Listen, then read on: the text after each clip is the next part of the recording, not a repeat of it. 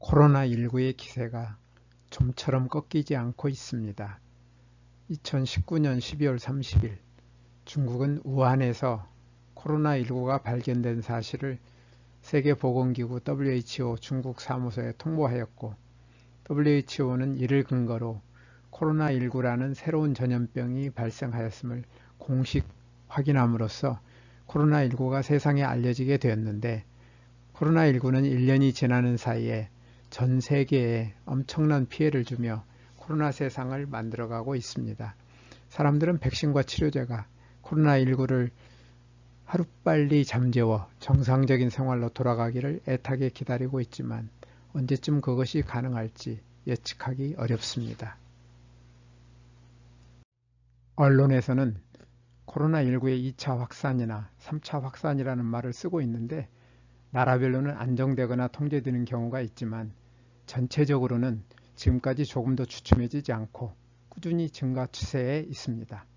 미국과 영국, 프랑스, 이스라엘을 포함한 일부 국가에서 백신이 접종되고 있는데, 꾸준히 늘어나고 있는 확진자와 사망자가 언제쯤 줄어들지 예측하기가 쉽지 않습니다. 지금까지 코로나19의 전 세계 확진자는 우리나라 인구의 2배에 가까운 9,198만 명이며, 그 가운데 197만 명이 사망하여 2.1%의 치명률을 보이고 있습니다. 나라별로는 미국이 가장 많은 2,336만 명이 걸려 38만 9천 명이 사망하였으며, 그 뒤를 인도와 브라질, 러시아, 영국, 프랑스가 잇고 있습니다. 우리나라는 6만 9,651명이 걸렸으며 1,165명이 사망하였습니다. 지금까지 코로나19의 인명피해는 과거의 사례와 비교해 보더라도 작지 않음을 알 수 있습니다. 14세기 유럽에서는 흑사병으로 2,500만 명이 사망하였고, 18세기에는 천연두로 6천만 명이, 19세기에는 결핵으로 성인의 4분의 1이, 1918년에는 스페인 독감으로 2,500만 명에서 5천만 명이, 1968년에는 홍콩 독감으로 100만 명이 사망하였으며, 최근에는 독감으로 해마다 25만 명에서 50만 명이 죽습니다. 코로나19와 관련하여 많은 사람들이 오해하고 있는 부분이 있습니다. 사람들은 바이러스가 몸에 들어오면 누구나 병에 걸리는 것으로 생각하기 쉽습니다. 그런데 코로나19를 포함한 어떤 세균이나 바이러스가 우리 몸 안에 들어올 때 이들을 이겨낼 수 있는 훌륭한 방패를 겹겹이 갖추고 있는 최고의 명의가 몸 안에 준비되어 있기 때문에, 이 최고의 명의의 상태에 따라 결과는 다양하게 나타날 수 있습니다. 코로나19에 걸리지 않고 항체만 만들어질 수도 있고, 병에 걸리기는 하지만 가볍게 앓다가 나을 수도 있으며, 심하게 앓다가 낫거나 죽을 수도 있습니다. 어떤 환자가 많은 사람들과 접촉하였을 때 모든 사람들이 다 양성 반응을 보이지 않는 것은 감염이 안 되어 발병하지 않을 수도 있고, 감염이 된 사람 중에도 최고의 명의가 이들을 모두 제압하기 때문일 수도 있습니다. 코로나19 바이러스가 우리 몸에 침입하려 할 때 우리 몸에는 어떤 대비가 되어 있을까요? 최고의 명의는 어떤 세균이나 어떤 바이러스도 이겨낼 수 있는 훌륭한 방패를 겹겹이 갖추고 있어서 정상적인 컨디션만 유지한다면 당연히 코로나19도 확실히 이길 수 있습니다. 우리 몸의 피부는 세균이나 바이러스가 몸 안에 들어오지 못하도록 차단하고 있어서 어떤 병원체도 입이나 코, 상처를 통하거나 체액의 접촉이나 벌레에 물리거나 오염된 의료기기를 통하지 않으면 몸 안에 들어올 수 없습니다.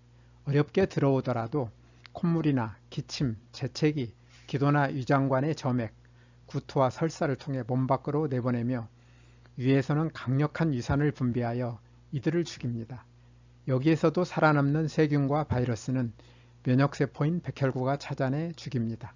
세균이나 바이러스가 이러한 방패를 뚫고 어렵게 병을 일으켜도 면역세포의 공격은 이들을 소멸시킬 때까지 지속됩니다. 바이러스를 죽인 백혈구는 항체를 만들어 기억하고 있다가 같은 병원균을 다시 만나면 이들을 빠르고 효과적으로 제거합니다. 감기나 독감에 걸렸을 때 약 먹고 나으면 약 덕분이라고 생각하기 쉬운데, 어떤 약도 바이러스를 죽이지 못하며 면역세포가 바이러스를 모두 죽일 때 비로소 병이 낫습니다. 코로나19 바이러스에 똑같이 감염되었지만 감염된 사실도 모르고 있다가 다 낫고 항체가 만들어진 사람이 있는가 하면 어떤 사람은 코로나19에 걸려 심한 고생을 하거나 죽는 사람도 있습니다. 이럴 때 우리는 최고의 명의가 어떤 사람 몸 안에서는 훌륭하게 일을 하는데 어떤 사람 몸 안에서는 이렇다 할 역할을 못하는 이유가 무엇일까 의문을 가질 수 있습니다. 나의 명의는 모든 세포 안에 유전자의 형태로 만들어진 프로그램입니다. 나의 명의가 정해진 일을 제대로 하려면 우선 프로그램인 유전자가 손상되지 않고 원형을 유지하여야 하며 또한 컴퓨터 프로그램이 켜지듯 유전자의 스위치가 켜져야 합니다. 이 두 가지 조건을 충족시키기 위해서는 나의 생활이 유전자가 좋아하는 환경을 만들어주는 것이 필수적입니다. 나의 생활이 유전자가 좋아하는 환경을 얼마나 충족시켜주느냐, 다시 말하면 생명 스위치를 얼마나 잘 켜주냐에 따라 나의 명의가 얼마나 나를 잘 지켜주느냐가 결정됩니다. 최고의 명의가 일을 잘 할 수 있도록 생활할 때 어떤 바이러스가 몸에 들어와도 아무런 문제가 생기지 않는다는 뜻입니다.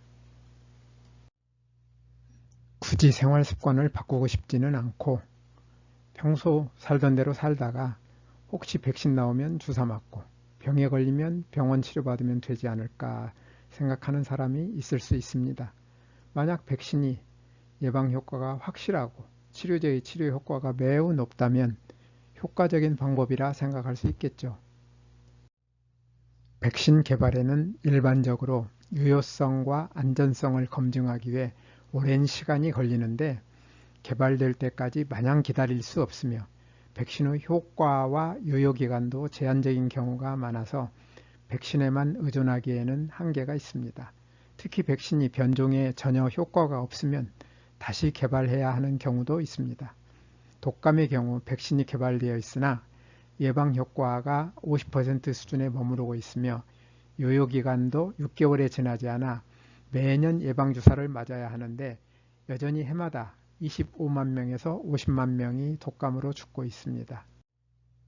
치료제의 경우에도 백신과 마찬가지로 개발에 오랜 시간이 걸리고 효과가 제한적입니다.